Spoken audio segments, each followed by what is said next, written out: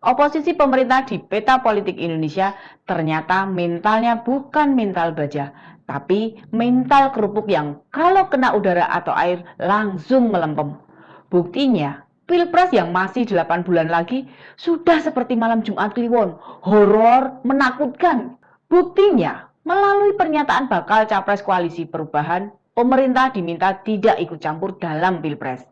Alasan Pak Anies, rakyat punya kewenangan sendiri memilih pemimpin. Nah, terjadi lagi kan? Hobinya nuduh, tapi indikasi atau tanda-tanda kalau intervensi terjadi tidak disampaikan. Ini dia, info terkini Widya.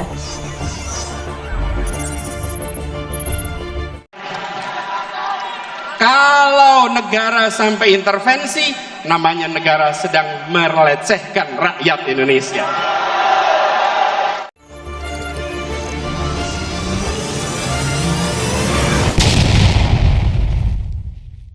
Mantan Gubernur DKI bilang, demokrasi modern akan menjadikan kekuasaan terus berada di tangan rakyat dan tidak bakal berpindah. Dan dia sampaikan, ada pihak yang takut kehilangan kekuasaan. Pihak itu tidak paham prinsip demokrasi. Sebab dalam sistem demokrasi, kekuasaan sesungguhnya tidak pernah berpindah. Lah, gimana sih Pak mantan rektor ini? Memangnya siapa yang takut kehilangan kekuasaan? Apa nggak ingat dengan 2 isu besar pada tahun kemarin? Kan ada yang menginginkan Pilpres diundur. Jadi jabatan Pak Jokowi diperpanjang. Atau usulan merubah konstitusi, jabatan presiden bisa 3 periode. Ingat, komentar Pak Presiden nggak? Apakah usulan pemilu diundur diterima? Apakah presiden setuju perubahan konstitusi supaya masa jabatan presiden bisa 3 periode diterima? Tidak sama sekali. PKS yang bolak-balik menuduh kalau ada kekuatan besar agar pemilu ditunda juga tidak terbukti. Bagi yang nggak percaya kalau PKS pernah nuduh, tanya tuh Pak Mardhani Alisera. Bilang apa soal tuduhan itu? Bagi yang masih yakin, datangi KPU saja. Apakah mereka cuma nongkrong, nggak kerja, sebab pemilu diundur? Atau mereka sedang menjalankan tahapan pemilu? Masa sih Pak Jokowi takut kehilangan kekuasaan? Jangan sembarangan nuduh toh Pak Anies. Buktinya apa? Pak Jokowi takut kehilangan kekuasaan. Lah sampai sekarang saja Pak Jokowi tidak punya partai, tidak punya jabatan di PDI Perjuangan, tidak memasukkan saudaranya jadi menteri ataupun komisaris BUMN. Tuduhan itulah yang kemudian diarahkan koalisi perubahan supaya memilih Pak Anies karena bakal capres itu menawarkan gagasan dan rekam jejak. Lah, gagasan. Memangnya gagasan yang sudah disampaikan apaan? Saya cermati beberapa pemberitaan dirinya nggak pernah tuh menyampaikan gagasan.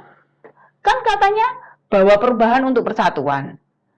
Perubahan yang mau dilakukan perubahan soal apa? Kita nggak mendapati gagasan apapun yang disampaikan.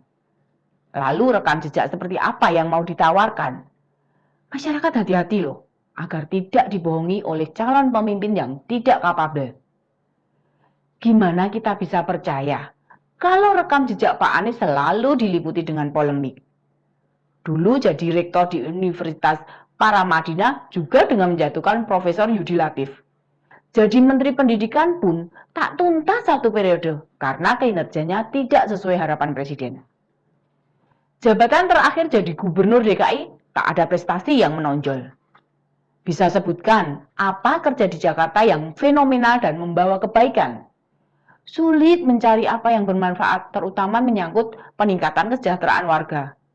Kalaupun toh ada, itu peninggalan gubernur sebelumnya. Waktu Pak Sandiaga Uno mundur dari wakil gubernur, membutuhkan beberapa bulan untuk cari penggantinya.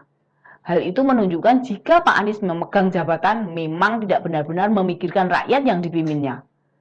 Jadi, kalau toh pun dirinya mengatakan negara tidak boleh campur tangan, tidak boleh mempengaruhi, tidak boleh intervensi, itu jelas tuduhan tak berdasar sama sekali. Apa sih indikator negara intervensi? Bahkan tingkat kepuasan masyarakat pada pemerintah berdasarkan survei terbaru mencapai 82%, sebuah hasil yang luar biasa. Apa iya masyarakat kita masih bodoh, tidak melek politik, mudah dipengaruhi, bisa begitu saja diintervensi? Jangankan saat ini, sejak reformasi tahun 1999, tidak ada lagi parpol atau kekuasaan yang bisa menekan rakyat untuk memilih seseorang. Kalau zaman Orde Baru, itu memang kekuasaan yang memanfaatkan berbagai jalur, baik birokrasi, partai politik, serta ABRI, atau bahasa sekarang TNI. Coba sekarang sampaikan, apa tentara kita memaksa memilih harus pilih Pak Jokowi? Lah waktu 2014 dan 2019 saja banyak keluarga TNI milih Pak Prabowo. Tim Pak Jokowi biasa saja tuh. Malah Pak Prabowo dijadikan menteri. Kemudian kemarin Pak Anies baru saja hadir dan turut deklarasi kader PAN yang mendukung dirinya. Juga hadir di acara Pak Habil Marati, kader P3 yang tidak ikut arahan DPP P3 dukung Pak Ganjar. Itu makin membuka peta kalau tidak ada intervensi apapun. Coba sekarang, apakah Pak Anies berani bertemu Pak Fahri Hamzah? Diskusi soal Pilpres tahun depan. Berani nggak? Sampaikan kalau pemerintah itu intervensi, menakut-nakuti rakyat supaya milih bakal capres yang didukung Pak Jokowi. Dijamin ngeper duluan. Sebab tudingan-tudingan itu memang tidak ada buktinya sama sekali. Kalau memang sulit mendapat dukungan masyarakat, lalu tidak bisa tiba-tiba sebut kalau ada intervensi dari negara. Masa sekelas orang yang punya latar belakang akademisi melontarkan fitnah? Ini calon pemimpin model apa? Cara-cara berpolitik seperti ini tidak akan pernah berhasil. Masyarakat sudah belajar model adu domba macam begini tahun 2014 dan 2019 lalu. Mereka tidak akan percaya begitu saja dan justru bakal antipati, menolak dan meninggalkan calon yang memanas-manasi mereka. Hati-hati, fitnah sudah disebarkan dan sudah banyak yang meninggalkan model meraih suara dengan adu domba. Mau dibuat model bagaimanapun, cara begini tidak akan berhasil, tidak akan berdampak dan tidak bisa memperbesar dukungan. Politik Indonesia derajatnya sudah semakin matang, bertambah dewasa, serta mengedepankan rasionalitas. Provokasi, agitasi, ujaran kebencian sudah jadi masa lalu dan cerita lama. Kalau memang tidak laku, ya tetap tidak laku saja. Demikian info terkini media, sampai ketemu lagi di Ini Dia, info terkini media selanjutnya. Salam. Ini dia, info terkini media